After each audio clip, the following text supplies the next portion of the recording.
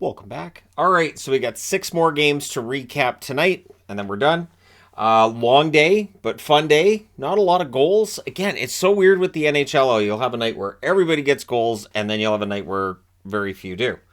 All right, we're starting things off with Dallas and Vegas. So for people following along, Boston and Dallas didn't allow a goal today. So good day for yours truly. So Ottinger versus Thompson, early jump for the Stars. Lindell has a shot that's held as the Stars press. Vegas presses, but they're kept to the outside. Ben then scores on a failed clear. Dellandrea picked it off. Ben gets the goal at 5:45. Marchment then has a shot that's held. The Stars press at the half. The shots are 7-3. Vegas is really missing the players that aren't in their lineup. Power play for Vegas, good cycle, but it's killed off. One shot. Robertson then looks for a trip call, but he's not getting one.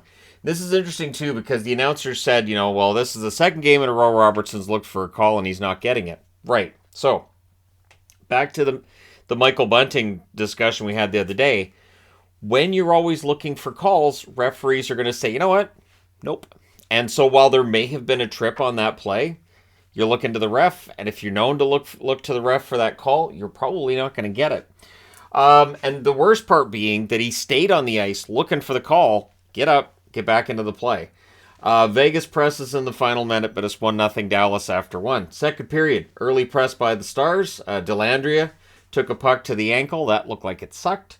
The shots are 3-1 for Dallas. It's 3.5 minutes. Pietrangelo has a shot. That's held. Lots of whistles, not much flow early in this period. Stars press draws them a power play. Both Heiskanen and Robertson are denied. Vegas kills that off, just the 2 shots. But, man, Thompson was really good today. Like, Logan Thompson had a great game. Just didn't get any goal support there. Vegas takes a penalty while they're pressing. That's not a good idea. Lundqvist has a shot that's held. That power play's killed off. And, again, 2 shots for Dallas on that power play. That was the end of the power play portion of their game. Shots are 12-2 for Dallas with 8 minutes left. Just ridiculous. And then at 12:28, Kiviranta scores from Olofsson and Heiskanen. So for Olofsson, that is his first career assist. Kudos to him for that. Deflects in. It's a screen shot. Dellandrea then has a rush chance. That's held. Power play for Vegas. Pietrangelo has a shot that's blocked. It's cleared out. That's killed off. Vegas presses after. But it's 2-0 Dallas after 2. Third period. That's always the period you have to watch Vegas in, is the third. Tonight, Dallas did a good job of not giving them a whole lot. So the Stars had the only shot at 2.5 minutes. Good back and forth flow early in the third. Sagan couldn't bury a rebound. Stars with some momentum at 7.5 minutes. And then Suter. It's a good press. It's a screenshot. Suter gets his first of the season from Lundqvist and Dellandrea at 7:51. Kessel then has a rush chance that saved. The shots are 10-3 for Dallas with 6 minutes left. They really missed Stone. So goalie gets pulled with about 5 minutes left. He ends up being pulled 3 times due to whistles and neutral zone and all that fun stuff. Pietrangelo has a shot that's held with 2:16 left. Stars guilty of an icing with 1:09 left, but eventually they get the empty netter. It's Sagan from Pavelski at 19:16. So for Pete DeBoer, he goes into his former home here in Vegas and beats them 4-0. The Stars go to 26-12-7 with the win. Vegas 28-15-2 with the loss. Vegas does not look like Vegas right now. So the shots in this one really show it too. 10-6 Dallas in the first, 14-13 Dallas in the second, 12-8 Dallas in the third. Final shots 36-27 for the Stars. Both teams go for 2 on the power play. The hits were 39-33 for Vegas. Ottinger saves all 27 shots for his 5th career shutout. Logan Thompson saves 32 out of 35. As I said, just didn't get the goal support. All right, next up, Anaheim in against the Pittsburgh Penguins. This was almost quite the upset, wasn't it? So it's Gibson versus DeSmith. Early chances for the Ducks.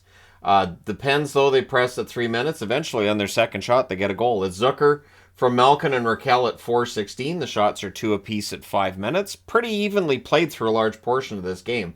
Penguins get a power play at 4:58. The puck had a tail, so I immediately switched from the Anaheim feed to the Pittsburgh feed because I don't watch hockey where the puck has a tail. So, yeah, just to know. I said no to the Fox puck back in the 90s. I'm not reliving it now. So that power play's killed off. There's a press by the Penguins at 8 minutes. Near miss is there. Terry then has a rush chance that's saved. There was a near miss on a Raquel to Crosby pass. Dumoulin has a screenshot that tips wide. The Ducks get a power play. So Pittsburgh get a bunch of almosts and close tos, and then on the power play, Anaheim ties it. It's Henrique from McTavish and Terry at 17:50. Buries the rebound there. Ducks look for the lead, but after the first period, it's 1-1. Second period, the shots are 2 apiece at 2.5 minutes. Zucker has a chance that's held. He wanted a call there. So there's 2 games in a row where I see a player looking to the referee for a call that's not there, and I do think they're calling less than they were earlier in the season. I think that's part of the reason scoring's come down a bit, but whole discussion for another time. Shots are 6-4 Pittsburgh at 8 minutes. Good flow, evenly played. Pressed by the Penguins at 8.5 minutes, and at 8:46 they get the goal on that press. Ducks were really pinned down. They were tired. Malkin makes them pay from Raquel and Zucker at that point. Penn's press for another. Terry has a rush that's defended. Penguins get a power play, then becomes 1 minute and 40 seconds of 5-on-3. Or would have, but it became a 4-on-3, which turned into a 4-on-4, and then became a Ducks power play. It's all killed off. It's just a parade at that point. O'Connor has a shot that's held. 42 seconds left. The Ducks get a power play. Ruedel blocks and clears. So that power play rolls over into the third. Penguins finish the kill. The Ducks press after. Don't get shots, though. The shots on net are 2-0 for Pittsburgh 7 minutes in. Ducks, they have a rush chance. That goes offside. They get some pressure, but they're kept to the outside. So it looks like Pittsburgh, up 2-1, is going to hold that lead. Ruedel's denied on a 3-on-2. The Penguins get a power play. It becomes 1 minute and 20 seconds of 4-on-4, meaning that turns into a Ducks power play, and they score on it. It's Klingberg from Zegras and Terry at 11:16. Penguins press. Again, they're kept to the outside. And then at 15:40, beautiful goal by Zegras. Strome with the assist. And suddenly, Anaheim has a lead. They did mention in this game that Anaheim has come back from multi-goal deficits. And I said to the TV, well, they have a lot of practice because Anaheim almost never has had leads in games until recently. They went, 30-some games into the season before they hadn't trailed at least some portion of the game. So the Penguins press. Kapanen's denied. Gibson holds as they're trying to answer. They pull the goalie with 2 minutes left, and at 19:35, Rust scores from Gensel and Raquel. So we're going to overtime. In the overtime, Ducks control early. They turn it over. Zegras couldn't bury one on a break, and then the puck goes the other way, and Gensel scores from Crosby at 33 seconds. So Anaheim has an overtime game because they're a California-based team, and that's what they do. But because the game's not in California, it does not go to the shootout. Pittsburgh wins 4-3 in overtime. They go to 22, 15, and 6. Big scare for Pittsburgh. We'll see if this turns around their season a little bit. For Anaheim, they're 12, 27, and 5. So the misery continues. Shots in this one, 15-12 Anaheim in the first, 17-9 Pittsburgh in the second, 16-4 Pittsburgh in the third. In the overtime, both teams had one shot. Altogether, the shots are 46-29 Pittsburgh. Power plays, Anaheim 2 for 4, Pittsburgh 0 for 4. Hits 32-25 for Pittsburgh. Gibson saved 42 out of 46. He was very good. DeSmith saves 26 out of 29 at the other end. And yeah, so a little bit shaky in spots here, and the fact they allowed 2 goals on 4 shots in the third, but in the end, they get the 2 points, and that's really what matters. All right, next up, Rangers and Columbus. So it's Halak versus Merzlikins, and for Halak, he continues to improve on his record. He had a miserable record start the season. It has gotten much better. Rangers press at 2.5 minutes. Columbus gets pinned down as it's just Rangers pressure all over. Failed clears by Columbus. There were at least 3 or 4 during that press there. Power play then for Columbus, however, kind of against the flow of play. So the Rangers make them pay for it. They don't let them set up. They kill it off. There are no shots for Columbus at that point. Rangers then get a power play. That's killed off. Just the one shot. The shots are 5-0 at the half in favor of the Rangers. So Columbus with another slow start. Elvis then with a toe save on Trocheck. Columbus presses with 9 minutes left. They're kept to the outside there. Gavrikov gets hit up high with the puck. Gavrikov proved in this game why I think any team would be very lucky to pick up Gavrikov at the deadline. He will block everything, and he's fearless about it. Rangers press draws him a power play, becomes a 4-on-4. During the 4-on-4, Zibanejad scores from Kakko and Fox at 12:38. There's Kakko on the board again. The guy's starting to score. It's all killed off. Then with 2:10 left, the Rangers get a power play, and it's Gaudreau. He scores the power play marker from Miller and Kakko at 19:02. It's a point shot that's tipped in front by Barclay Gaudreau. No chance there for Merzlikins. So it's 2-0 Rangers after 1. Second period, early press by the Rangers. Kakko has a shot that's blocked. They clear it out. Shots are 5-0 New York at 6 minutes because, of course, they are.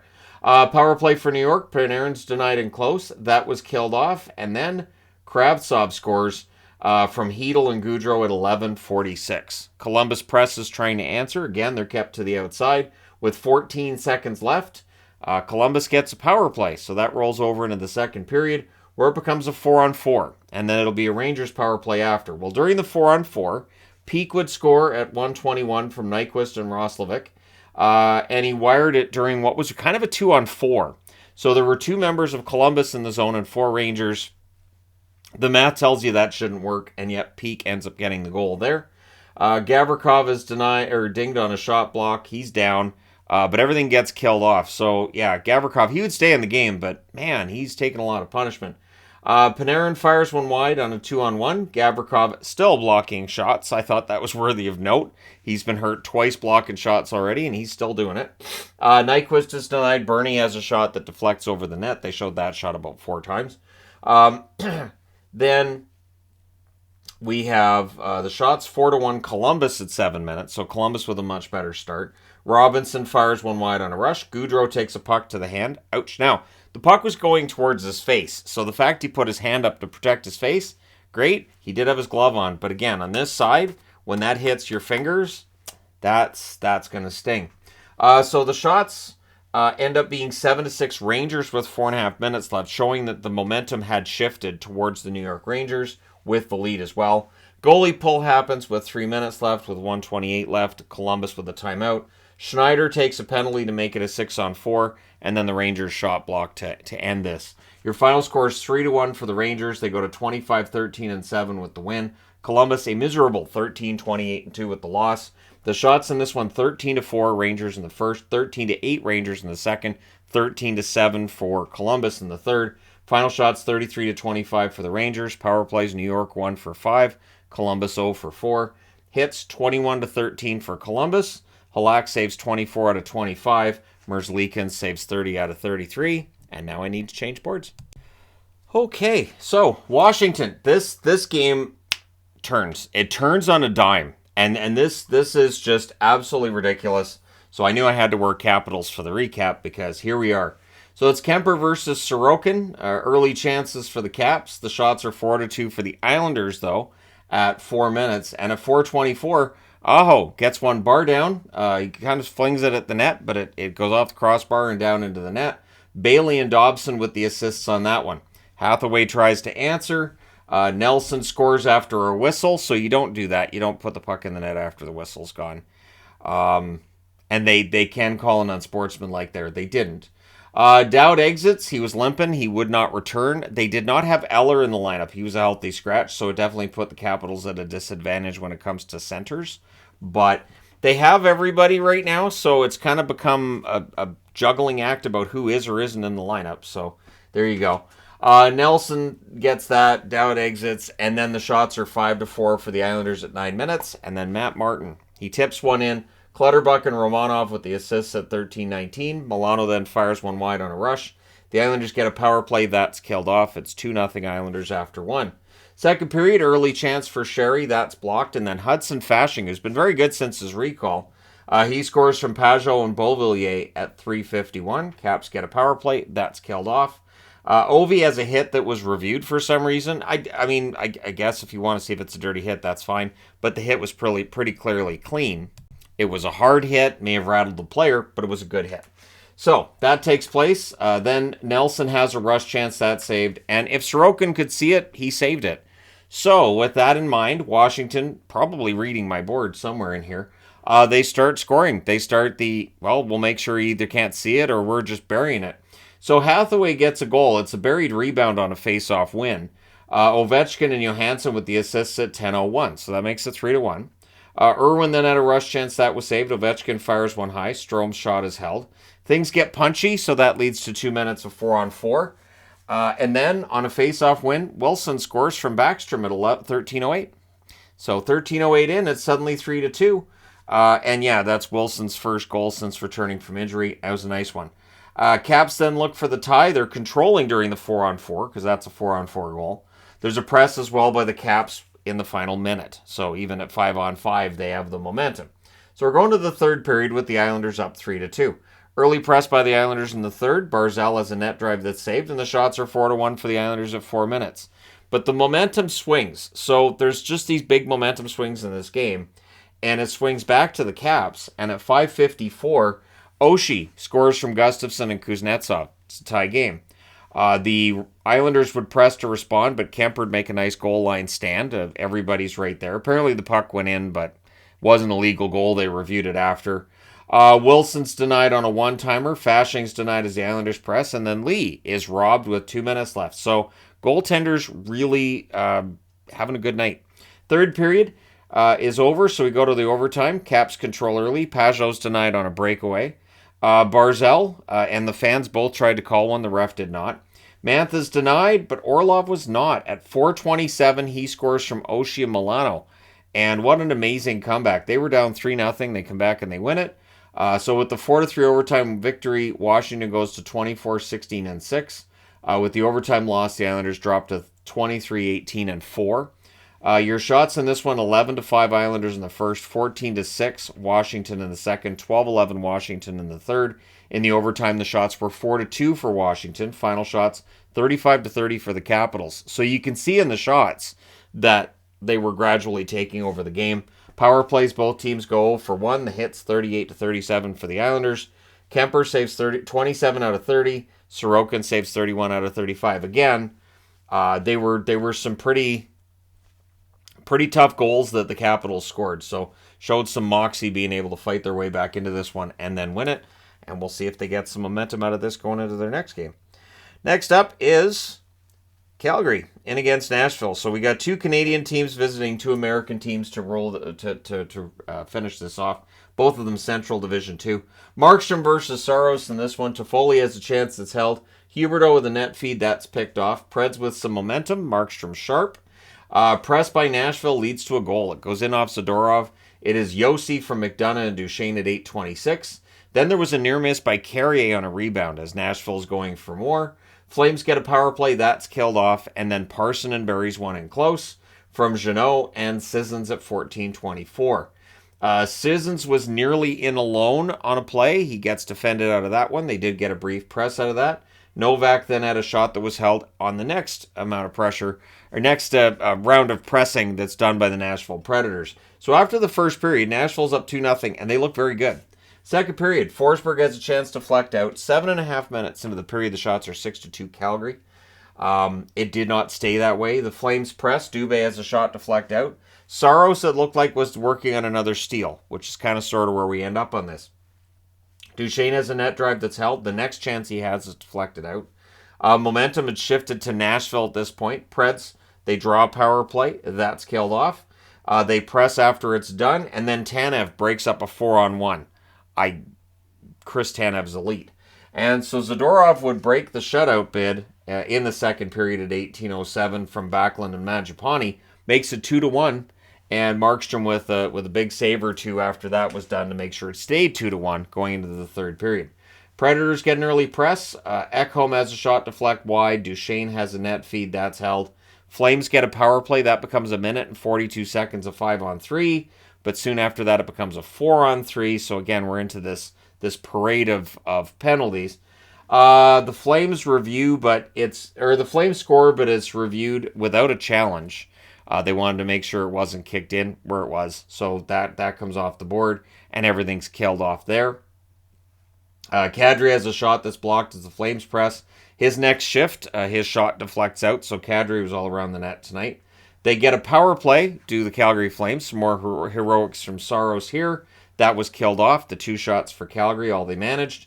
Nashville gets a power play. That leads to some shorthanded stuff. First, it's Lewis with a chance that's held. There were some other shorthanded shenanigans too. Glass then had a screenshot that's held, and that was the one shot on that power play as Calgary does kill it. Flames press with 3 minutes left. Glass was a post away from making it 3-1. Then the goalie gets pulled with 1:40 left, and as the clock's running out, Toffoli kind of fan zone one from the side of the net. They're unable to generate that tying goal. Your final score is 2-1 for Nashville. They go to 20-17-6 with the win. For Calgary, they're 21-15-9 with the loss today. The shots, 12-9 Nashville in the first, 12-9 Nashville in the second, 21-5 for Calgary in the third. So there's that theft I alluded to in the second period. Shots, 39-29 for Calgary overall. Power plays, Calgary 0 for 4, Nashville 0 for 3. Hits, 30-28 for Nashville. Markstrom saves 27 out of 29. Saros saves 38 out of 39. So, yeah, pretty good night for Saros. He continues this remarkable run. Don't count him out of the Vezina race either. And last but not least, the St. Louis Blues at home against the Ottawa Senators. I have not updated the records. Let me do that. All right, so that's all done. So we'll talk about this one. It's Talbot versus Binnington in this one. Binnington, what a game by him today. So early chances for the Sens. The shots are 4-0, 2.5 minutes in. Senators are all around it. But on their second shot, St. Louis gets on the board. It's Jake Neighbors from Rosen and Levo at 5:30. The Blues press for another. Rosen has a shot that's blocked as the Blues press. Kyrou to Buchnevich pass is picked off, but then there's an oops by Talbot. Talbot comes out to play it and kind of hands it to Achari. He's not in the net, so Achari gets the easy one at 15:06. Achari'd been on a cold streak, so kind of nice of Talbot to do that. So it's 2-0 in favor of St. Louis at that point. 3:10 left. The Sens get a power play. That's killed off. The Senators do press afterwards. So after the first period, Ottawa had a decent first, but they're down 2-0 because that's kind of how their season's been going. Second period, early Buchnevich chances blocked. Then we had a fight between Kelly and Neighbors. Sens had the lone shot on net 5 minutes into that period.